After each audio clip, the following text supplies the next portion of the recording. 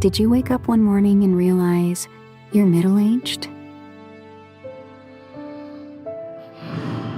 Does everything hurt all the time?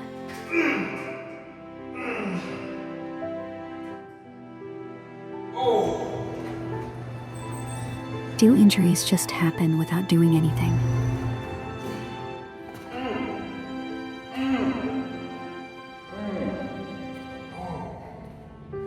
Do you lay awake at night, tortured by the sobering fact that every decision you've ever made has been the wrong one? Do you automatically assume someone's dead when people call instead of just texting? Who died? Do you feel like you're living on borrowed time? Is there still so much left to do? So much left to see?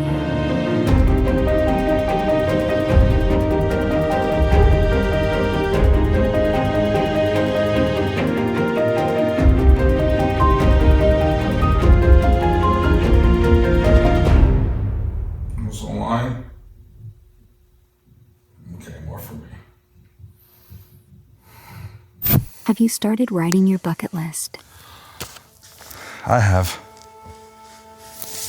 The older that we get, the more it can feel like we're living on borrowed time, with ever less of it remaining to check off those items on our bucket lists. You know, and at this age, or really any, if you're feeling unfulfilled or like life isn't where you worked so hard for it to be, regret might overwhelm you and overshadow the love you should have for self.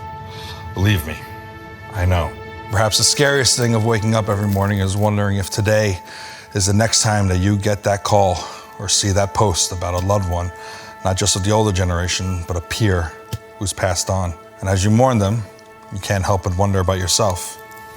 When will that nagging pain or that seemingly innocent memory lapse become a terminal diagnosis? When will the randomness of the universe call your number? I just realized I should probably introduce myself. I'm Shane. Hello. Oh, and now that I'm editing this, I realized that I had shot this whole and thoroughly uninteresting backstory about who I am. It was way too long and uninteresting, and I even wanted to be like, nope, I don't care. So I'm giving myself the arbitrary 1 minute time limit to give you a whole backstory and history of my life. I grew up in the projects in the Bronx on welfare and food stamps, very poor, just me and my single mother, who was very ill and died far too young. The best part about my childhood, though, was that I got to be on Sesame Street, was part of the Snuffle Shuffle, and also I got to play Little Louise when Magic Manfrotto turned us into kids. Shortly after my mother passed away, I got an interview and hired on the ABC soap opera that's long since canceled, One Life to Live. Met a lot of great people, got to work there for a decade. It taught me a lot about the industry, but unfortunately when that ended, I was not able to secure a job in television or film, as pretty much all of my coworkers who were seeking to were able to do, so I had to end up going to regular jobs in corporate America, now as an executive assistant at a digital ad and tech agency. And it's a job that I'm very, very grateful for, but also don't have much passion for, which is something I know a whole lot of us can relate to, but I also know that that's very first world problems. And throughout the years, I've tried to create my own luck and carve my own path artistically, because my ultimate goal is to try to make a living out of my art through various independent projects. My first indie film that literal tens of people saw, called Wake, various vlogs and podcasts throughout the years, to the project I've been the most passionate about to date in my life, the hour-long, independent, diverse drama web series, Stills. I got that all out there. Okay, I'm cutting into my 1 minute here. And now you can probably hear my cat Nora, who is desperately in heat outside of the door, and she just wants to be let in so she can harass me while I edit.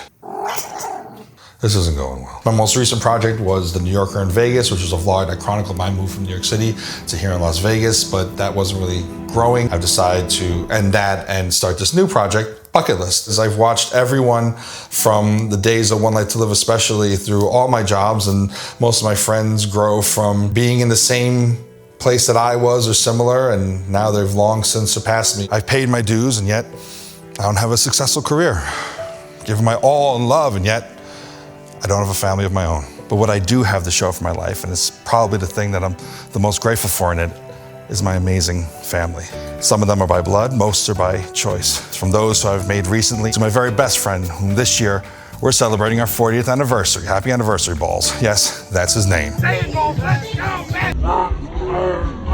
This motley crew of amazingly beautiful and wonderful, well, I mean, I guess they're not all beautiful. Some of them are pretty fugly. I mean, But I mean, in their hearts, they're good. But this conclave of gorgeous individuals, they really do lend credence to a term that I do truly believe in, which is that it takes a village. The old cliche that you are the sole master of your destiny.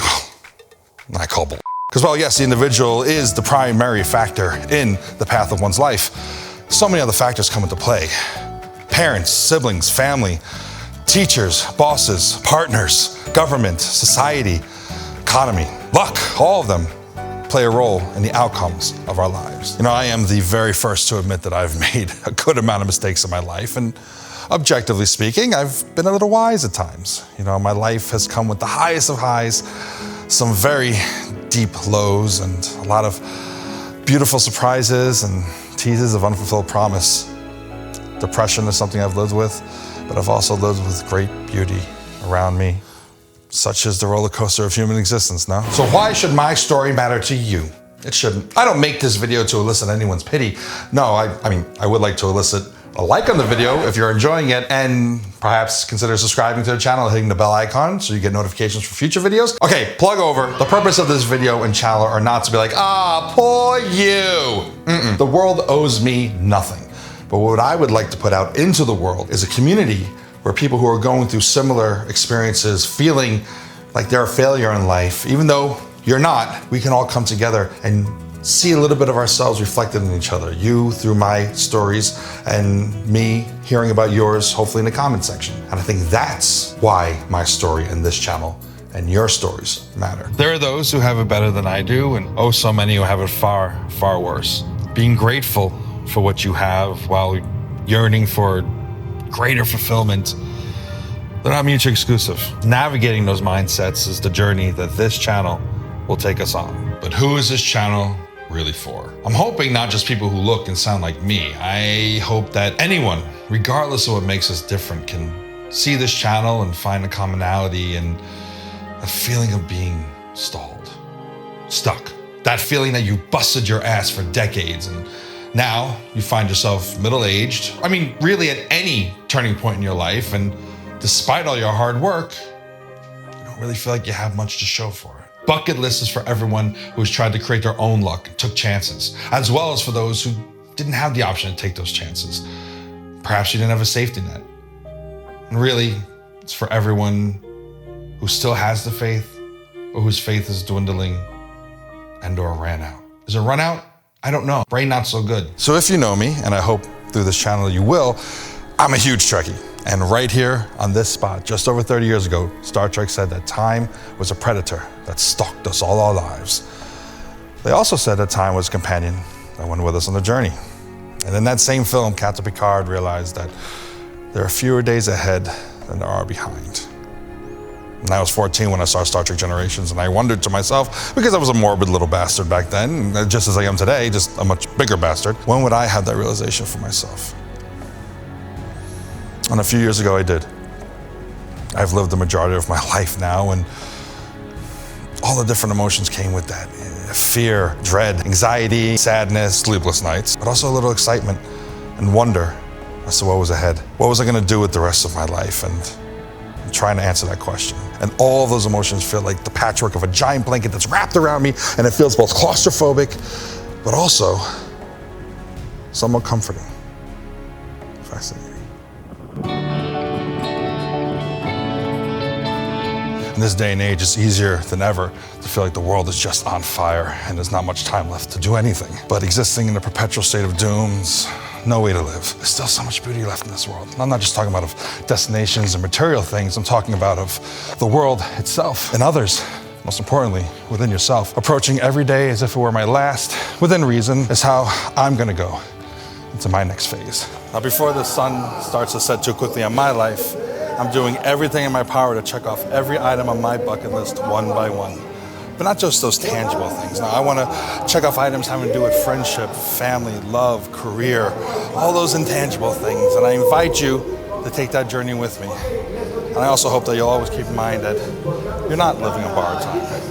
This is your time. And that was corny. But today, we're going to take one hell of an adventure as we go to Cabo San Lucas.